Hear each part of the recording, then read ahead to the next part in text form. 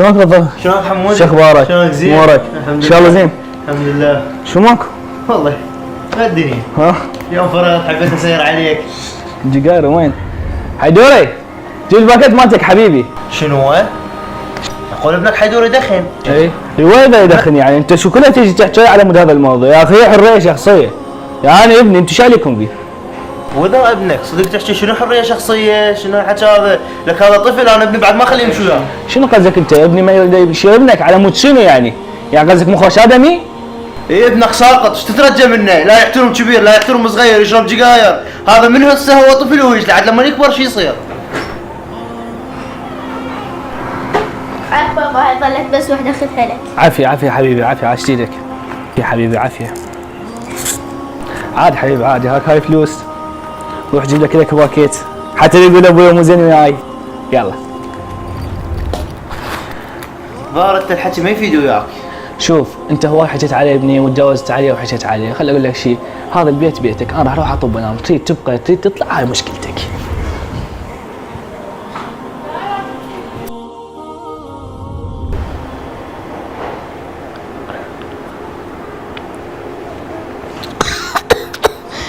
ابويا صدري.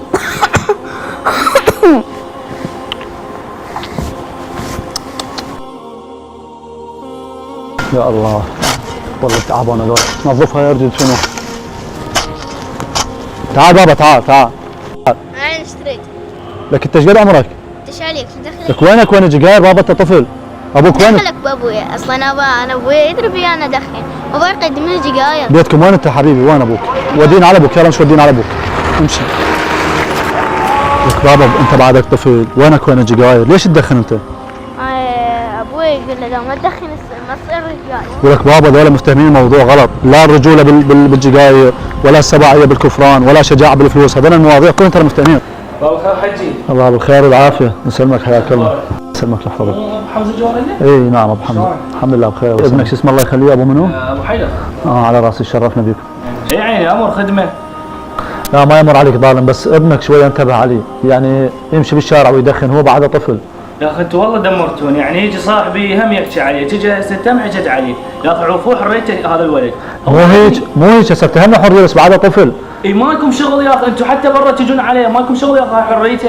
يعني هسه طفل ويدخن بالشارع، باكر عقبه اذا يتمرض يعني شو يصير فيه؟ ما عليكم هذا ابني وانا اعرف شلون اتصرف وياه. في عاده حبيبي على راحتك، كان علي نصحتك، بس الرسول صلى الله عليه وسلم يقول كلكم راع وكلكم مسؤول عن رعيته.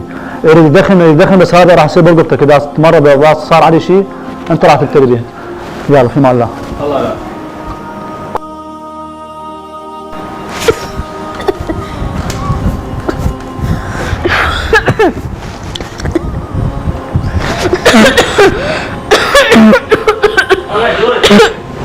بابا ما جاي يتنفس. حيدر ايش بيك؟ بابا ما قادر اتنفس. هسه حيد ما بك شيء. يا خبر مرتبط.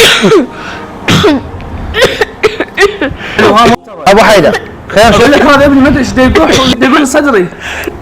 ايش قد نصحتك؟ ايش قد قلت لك؟ شنو الحكي هذا؟ انا بس كنت واحد عاتب.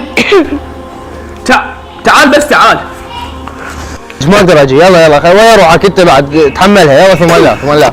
اخوي قلبي. حبيبي ايش بيك؟ بس اوقف بس ما بك حيدر.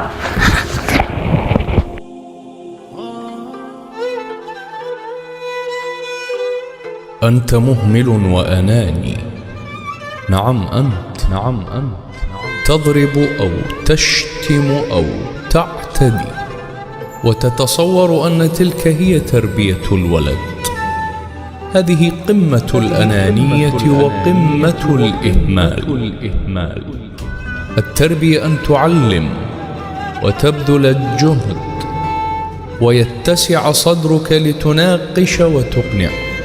أنت تختصر كل ذلك بالنتر والشتم والعصبية. أنت لا تربي بل أنت تهدم.